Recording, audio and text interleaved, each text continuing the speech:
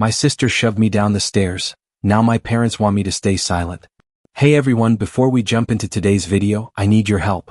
We've noticed the channel is losing some traction, and subscribing is one of the best ways you can support us.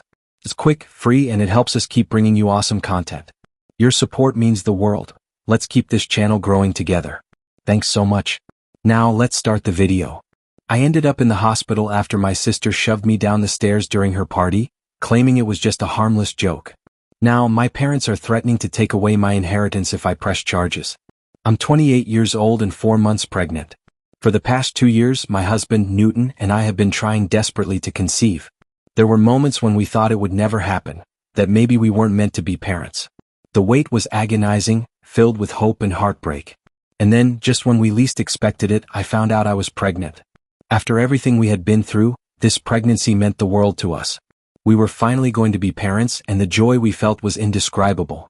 But because I had suffered miscarriages in the past, we decided to keep the news a secret until we were absolutely certain everything was progressing safely. If something were to go wrong again, we wanted to grieve in private, without the added burden of explaining our pain to everyone around us.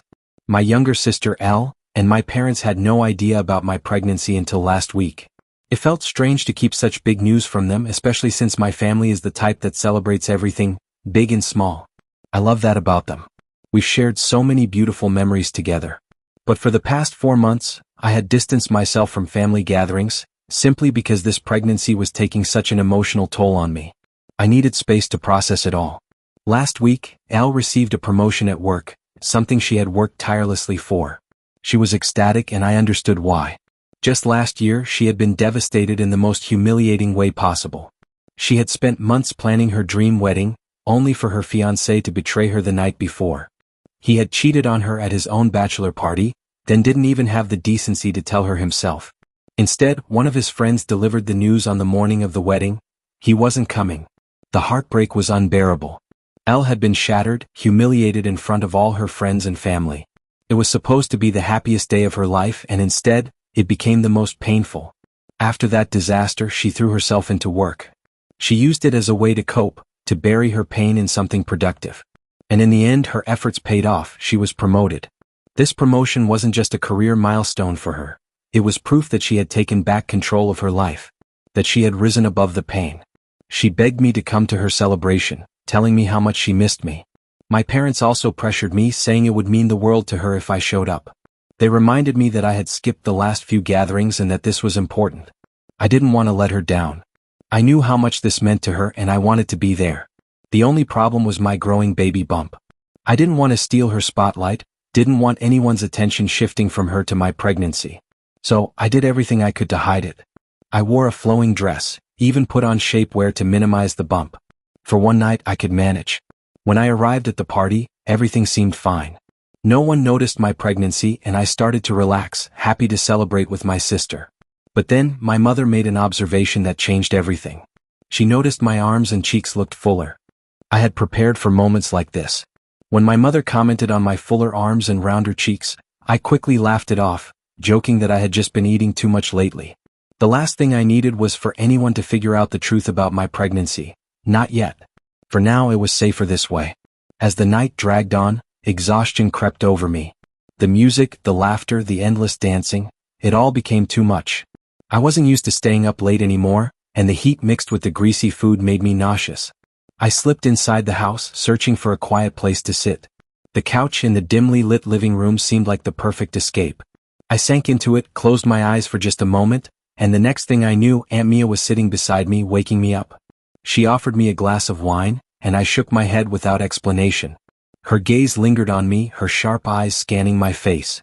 Then, with a knowing smile, she said it. "You look pregnant." My breath caught in my throat. I forced a casual shrug, avoiding eye contact. "What?" "No, I've just been eating a lot lately." Aunt Mia wasn't fooled. She leaned in, her voice dropping to a whisper. "Are you really?" Panic swelled inside me. I tried again to brush it off, but before I could react, she placed a hand gently on my stomach. And that was all it took. Her eyes widened, her entire face lighting up with realization. "Oh my God, darling, you are pregnant." Before I could stop her, before I could explain, beg, or even breathe, Aunt Mia had jumped up and rushed outside. My stomach twisted into knots as I scrambled to my feet, following her as fast as I could. I saw it happen in slow motion, her raising her glass, calling for attention, and then, with all the enthusiasm in the world, announcing my pregnancy to the entire party. Silence fell for a split second as the words sank in. Then chaos. People swarmed me, shouting congratulations, hugging me, crying, laughing. My parents were sobbing, their joy unmistakable. Newton was pulled into the crowd, clapped on the back by a dozen hands. It was everything I had wanted to avoid. And then I saw her. Elle stood off to the side, her smile tight, her posture stiff. She wasn't celebrating. She wasn't hugging me. She was barely looking at me at all. Guilt punched me in the stomach. This was her night, her moment of triumph, and now it had been overshadowed. I broke free from the crowd and walked over to her, my heart pounding. "I'm so sorry," I said softly. "I didn't plan for Aunt Mia to." Elle let out a slow breath, her lips pressing together. "Why didn't you tell me before?" I hesitated. I wanted to wait. To be sure everything was okay. She tilted her head, her expression unreadable. Then she murmured, "Whatever. I guess you got what you wanted." The words stung. I tried to explain, but she took a long sip of her wine and turned away, leaving me standing there with a hollow ache in my chest. For the rest of the night, everyone else was overjoyed, offering endless advice about parenthood. But every time I glanced at Elle, she was watching me with that same expression, like I had stolen something from her. I needed a break. At one point, I slipped upstairs to use the bathroom, my bladder protesting after hours of standing in small talk. But when I stepped out, Elle was there waiting for me. Her eyes were glassy and I could smell the alcohol on her breath. I tried to smile to break the tension. "Hey, look, Are you really pregnant?" she interrupted. Her voice was low, almost accusatory. My hand instinctively went to my stomach. "Of course I am," I said, my brows furrowing. "Why would I lie about that?" Elle scoffed, shaking her head. "It's just weird," she muttered. "You never even told Mom. You tell her everything." Frustration bubbled up inside me. I already explained, I needed time. I wasn't ready. Then she said it. Maybe it was the alcohol. Maybe it was jealousy. Maybe it was something darker. But with a cruel smirk, she looked me right in the eye and said, "Maybe this pregnancy will end in a miscarriage too. Just like the others." The air was sucked from my lungs. My entire body went cold. I stared at her, disbelief crashing over me in waves. "How?" My voice shook. "How dare you say that?" Elle just shrugged, taking another sip of her wine. "You took the attention from me. Just like always." I couldn't breathe. Couldn't think. The pain, the rage, the sheer shock of her words clawed at my throat. My hands curled into fists at my sides. "I've apologized to you over and over tonight," I snapped. "But this is beyond cruel." She just rolled her eyes, her expression unreadable. And then she took a step forward. And another. Before I could react, before I could understand what was happening, she shoved me. The world tilted. My feet slipped. And then, I was falling. My mother's face twisted with pain, but I didn't waver. I had spent too many nights feeling betrayed, too many moments wondering if I had ever truly meant as much to my parents as Elle did. And now, after everything, after the trial, the restraining order, and months of silence, she expected to just walk back into my life like nothing had happened? "I don't think this is a good idea," I said firmly, my hands instinctively cradling my baby. Newton, standing protectively beside me, crossed his arms. "You made your choice, Mom. You sided with Elle. You threatened to disown me. And now you think you can just show up and act like none of it happened." Her eyes glistened with tears and she shook her head. "Sweetheart, I was wrong," she whispered. "I know I was wrong. I was trying to protect my family. I didn't want Elle's life to be ruined. But mine was fair game?" I snapped, my voice sharper than I had intended. "You watched me suffer, you watched me nearly lose my child, and you told me to let it go. You told me that family was family, until it was me who needed protecting." My mother took a step forward, reaching out as if to touch me, but Newton shifted, blocking her path. She flinched, as though realizing for the first time that she was no longer welcome. "Please," she murmured. "Let me see my grandchild." I hesitated.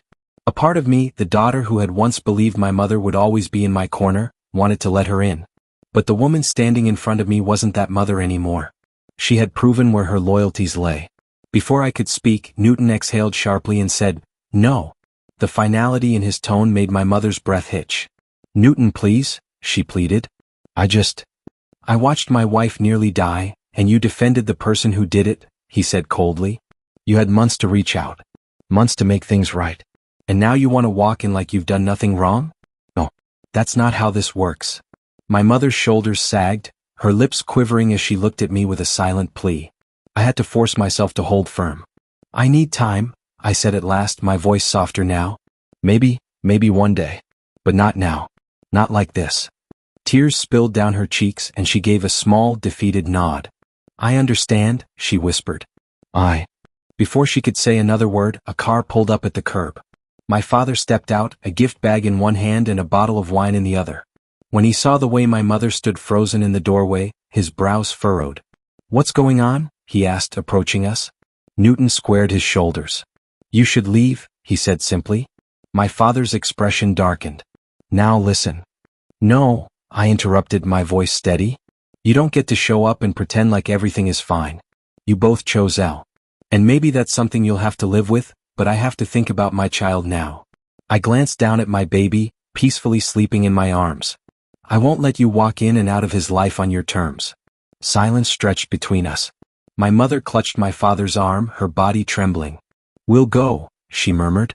But please don't shut us out forever. I didn't answer. Newton reached for the door, stepping inside before pulling it closed behind us. I heard my mother sob as we locked the door. My father muttered something under his breath, and then, finally, their footsteps faded away. Newton turned to me, watching me carefully. Are you okay? I swallowed the lump in my throat and nodded. I think so. I glanced down at my baby, feeling a sense of peace settle over me. I had made the right choice. My child would be safe. My family, my real family, the one Newton and I were building, was all that mattered now. No more second chances. No more betrayal. Elle was in the past, and I was finally free. She had given up her right to be a grandmother. Newton reminded her that Elle had treated me cruelly and that if she hadn't been my sister, he wouldn't have hesitated to make her pay for what she did. But instead of holding Elle accountable, my mother had chosen to shield the monster, excusing her actions because she was family. I could tell his words struck a nerve. The sharp change in my mother's expression told me everything. Her anger flared. She tried to counter, insisting that what happened was in the past, that she had done what she thought was best. She argued that we couldn't just erase her and my father from our lives, especially now that we had a child. It was unfair, she claimed, to deprive them of knowing their grandchild. Newton wasn't having any of it. This is our son. Our choice. And we don't feel safe with you in our lives, he said, his voice firm and unyielding. She tried again, this time playing the sympathy card. Elle was struggling, she said. She had been diagnosed with depression. She felt guilty for what she had done and was trying to change. My mother was convinced that now, with my son here, we could finally move on and be a family again. I let out a bitter laugh. You really think we can just forget everything? That I can forget being shoved down the stairs, fearing for my unborn child? That I can forget how you chose to stand by Elle instead of me? Things will never go back to the way they were. I told her to leave. I was done with this conversation, done with the manipulation, done with her attempts to twist everything in Elle's favor. Then my father pulled into the driveway. He stepped out of the car, holding a basket of baby gifts and a massive teddy bear, as if that would somehow erase the past. I was too drained to argue anymore. The sheer audacity of them showing up uninvited after months of silence was beyond belief. Newton stepped forward, his stance protective. Go inside, he told me quietly. I'll handle this. I didn't argue. As I walked back inside, I could still hear their voices through the door. My father, demanding to see his grandchild as if he had some right. Newton, normally calm and composed, finally losing his patience. If you don't leave right now, I'm calling the police. My father refused to back down. He insisted on leaving the gifts as though they could serve as an apology. Newton refused. We don't need anything from you, he said coldly. And if you ever show up here again, I'll make sure there's a restraining order in place to keep you away. His words hit harder than they expected. I think for the first time my parents realized the damage they had done. That they couldn't just waltz back into our lives now that there was a baby involved. That their choices had consequences. Newton and I made a decision that night.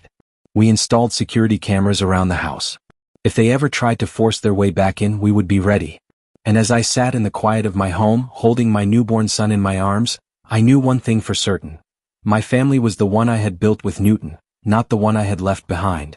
But I have to ask, do you think people like my parents ever truly realize the damage they've done? Or do they only regret losing access to what they want?